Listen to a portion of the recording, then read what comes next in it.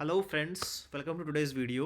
आज की वीडियो में हम बात करने वाले हैं अगर आप अपने पैसे को एक पर्टिकुलर रेट से ग्रो कर सकें फॉर अ लॉन्ग टर्म से 20-30 ईयर्स, तो आपका पोर्टफोलियो साइज़ कितना दिखता है। और इसी एक्सरसाइज को हम डिफरेंट डिफरेंट रेट से ट्राई करेंगे और साथ में ये भी जानने की कोशिश करेंगे कि 15% और 16% ग्रोथ रेट में कितना फ़र्क है। आपका जो एंड पोर्टफोलियो होगा वो कितना वेरिएशन होगा उस पर्टिकुलर पोर्टफोलियो के अंदर। सिर्फ यही नहीं, एक ग्राफ के थ्रू विजुलाइजेशन करने की कोशिश करेंगे कि डिफरेंट रेट से, ग्रोथ रेट से आपका जब पैसा बढ़ता है तो किस स्पीड में बढ़ता है उस ग्राफ में हम प्लॉट करके और डेटा देखेंगे। तो चलिए स्क्रीन की तरफ चलते हैं। आशा करता हूँ कि आप मेरी स्क्रीन देख पा रहे होंगे और यहाँ पर मैंने एक एक्सेल आपके लिए ऑलरेडी प्रिपेयर करके रखी हुई है। एक्स एक्सिस पे आप अगर देखेंगे, यहाँ पर रो नंबर 2 पे मैंने डिफरेंट डिफरेंट रेट्स को प्लॉट कर रखा है। For example 6%, 7%, up to 26%। Main main rates मैंने प्लॉट कर दिए हैं। फॉर एग्जांपल यहाँ अगर देखेंगे आप 6 to 8% कहीं ना कहीं आपको एफ प्रोवाइड करते हैं। तो यहाँ पर हमने टैक्सेशन को इंक्लूड नहीं किया है। टैक्सेशन पे ऑलरेडी वीडियोस हमने अपने चैनल पे पास में डाल रखी है, अगर आप चाहें तो उनको देख सकते हैं। बट एक जनरल कंपाउंडिंग को इन प्ले हम देखने वाले हैं यहाँ पर। तो चीज़ों को जितना सिंपल हो सकता है उतना रखने की कोशिश की है। सेकंड कैटेगरी आपकी आती है बॉन्ड्स, या फिर आप इक्विटी इंडेक्स फंड अगर परचेज करते हैं तो कहीं ना कहीं आपको 9 to 12% आराम से मिल जाता है। इवन निफ्टी 50 इंडेक्स जो है उसमें आप सिंपली अगर इन्वेस्ट करते हैं फॉर अ लॉन्ग टर्म, अगर आप देखें 2014 से या 2004 से, बेस्ड ऑन आपने कब खरीदा, अगर आपने बिल्कुल ही टॉप पे खरीदा तो 10% CAGR निकल के आती है, और कहीं मिड में या बॉटम पे खरीदा तो आराम से 12% आपकी CAGR इंडेक्स फंड से ही निकल के आ रही है। तो ये एक कैटेगरी है आपके रेट ऑफ इंटरेस्ट की। थर्ड कैटेगरी निकल के आती है इक्विटी म्यूचुअल फंड्स, जो कि आपके एक्टिव म्यूचुअल फंड होते हैं। For example Parag Parikh, HDFC AMC के जो म्यूचुअल फंड्स है, या एक्सिस बैंक के म्यूचुअल फंड्स हैं।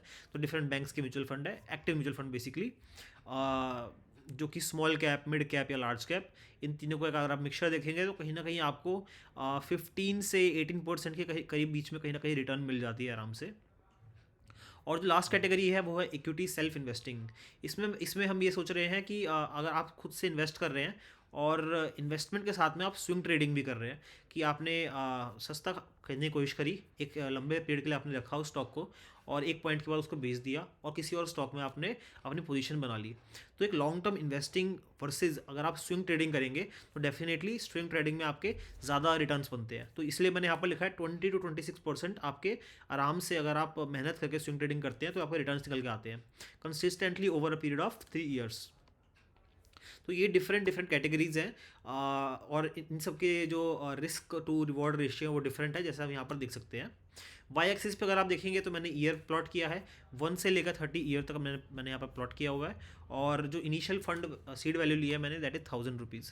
तो यहाँ पर अगर हम एग्जाम्पल देखें, यहाँ पर इस पर्टिकुलर कॉलम में 1000 रुपीज़ अगर आप 6% इंटरेस्ट रेट से एक साल के लिए रखते हैं तो वो बनते हैं 1060।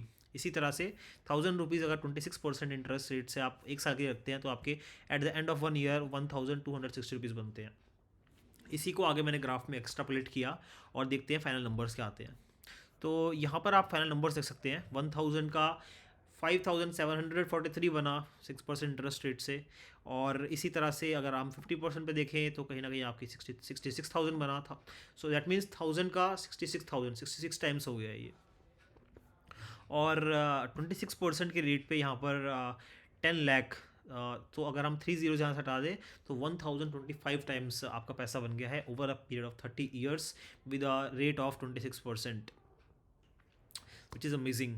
तो यहाँ पर एक चीज़ और देखते हैं हम, 15% और 16% जो आपका ग्रोथ रेट है उसमें क्या डिफरेंस है। तो अगर 30 ईयर्स के बाद हम देखेंगे तो क्या डिफरेंस निकल के आता है। यहाँ अगर आप देखेंगे 66,000 आपका पोर्टफोलियो साइज बना विद 15%, और 85,000 बना विद 16%। ये कितना डिफरेंस है अगर आप देखेंगे तो ये करीबन 30% का डिफरेंस है जो मैंने यहाँ पर निकाल रखा है। 85,000 डिवाइड बाई 66,000 -1, विच इज़ 29.65%। तो 1% आपका जो रिटर्न है वो कम हुआ या फिर ज़्यादा हुआ, उससे आपका 30% जो पोर्टफोलियो आपका बनेगा 30 साल के बाद। तो मान लेते हैं आपने 25 साल की उम्र में आपने कमाई करना शुरू किया और आपने रेगुलर बेसिस पे पैसे डाले, और 55 की एज पे आपने रिटायर करा, दैट इज़ अप्रॉक्सीमेटली 30 ईयर्स के बाद आपने रिटायर किया, तो उस टाइम पे लेट से एक पर्सन है श्याम, एक है राम। तो श्याम ने 15% के रेट पे अपना पैसा ग्रो किया, और राम ने तो श्याम ने 15% से ग्रो किया, राम ने 16% से। तो दोनों की जो नेटवर्थ है उसमें 30% का फ़र्क होगा। ये कुछ ऐसी ही बात है कि एक जने के पास में 1 करोड़ रुपीज़ है at the time of retirement, और दूसरे के पास 1 करोड़ 30 लाख। तो इतना बड़ा डिफरेंस रहता है। ये मैं आपको बात बता क्यों रहा हूँ, ये इसलिए बता रहा हूँ मैं क्योंकि जो लोग एक्टिव म्यूचुअल फंड में इन्वेस्ट करते हैं, तो कहीं ना कहीं ऑन एन एवरेज उसका 15% रिटर्न निकल के आता है इंडियन स्टॉक मार्केट में। जो टॉप के 5-10 म्यूचुअल फंड्स हैं mid cap and large cap के अंदर।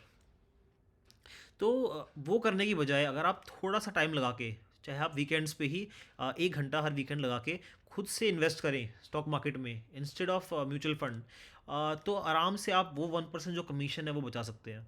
और ये 1% कमीशन बचा के 30% आप अमीर होंगे एट द रिटायरमेंट एज। तो ये एक बहुत इंपॉर्टेंट पॉइंट था जो आप कंसिडर कर सकते हैं। थर्ड इज़ 20 to 26% जो मैंने रेंज बताई है विच इज़ स्विंग ट्रेडिंग।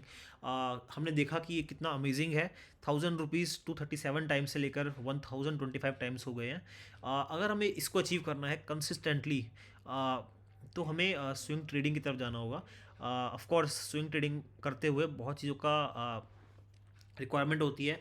पहला स्टडी, दूसरा कन्विक्शन, तीसरा डिसिप्लिन, और भी काफ़ी सारी चीज़ों की रिक्वायरमेंट होती है जो कि मैं अपने चैनल के माध्यम से आप सब तक डिलीवर करने की कोशिश कर रहा हूँ ऑन रेगुलर बेसिस। तो आशा करता हूँ कि कहीं ना कहीं चाहे 26% ही नहीं तो एटलीस्ट 20% तो हम लाए कर पाएँ। तो मैं अपनी वीडियोज़ के थ्रू आपके साथ में ये डिटेल शेयर करता रहूँगा ताकि हम सब ग्रो कर सकें। चलिए at the last step of this video graphical analysis करते हैं इस पूरे डेटा का। तो यहाँ मैंने ग्राफ प्लॉट किया है, आप देख सकते हैं। नीचे की तरफ ईयर्स है और जो कि 0 से लेकर 30 ईयर्स तक चल रहा है, और लेफ्ट साइड में टोटल अमाउंट है। तो यहाँ पर अगर आप ग्रीन लाइन देखेंगे जो कि एक्सपोनेंशियली ऊपर जा रही है, ये लाइन कॉरस्पॉन्ड करती है 26% ग्रोथ रेट को। तो यहाँ पर 1000 रुपीज़ से स्टार्ट हुआ और at the end of 30 years ये वैल्यू बन गई आपकी 10 लाख, जो कि हम यहाँ पर देख सकते हैं ऑलमोस्ट 10 लाख तक ये टच कर रही है, और this is at the end of 30th year. इसी तरह से बाकी सारे रेट ऑफ इंटरेस्ट भी यहाँ पर प्लॉटेड हैं। आप देख सकते हैं कि किस तरह से रेट ऑफ इंटरेस्ट चेंज होने से चीज़ें एक्सपोनेंशियली मूव करने लग जाती है, जबकि जो छोटे इंटरेस्ट है लाइक 5 to 10-15% वो किस तरह से फार फार फार पीछे है एज़ कम्पेयर टू 26% रिटर्न। ये एक्सेल शीट मैं वीडियो के डिस्क्रिप्शन में डाल दूंगा। आप नंबर्स के साथ चेंजेस करके खुद से एनालिसिस कर सकते हैं और कंपाउंडिंग को एक्चुअली में एक्सेल शीट के थ्रू देख सकते हैं। आज की वीडियो के लिए इतना ही। वीडियो अच्छी लगी तो लाइक और सब्सक्राइब करें। फिर मिलेंगे हम। धन्यवाद।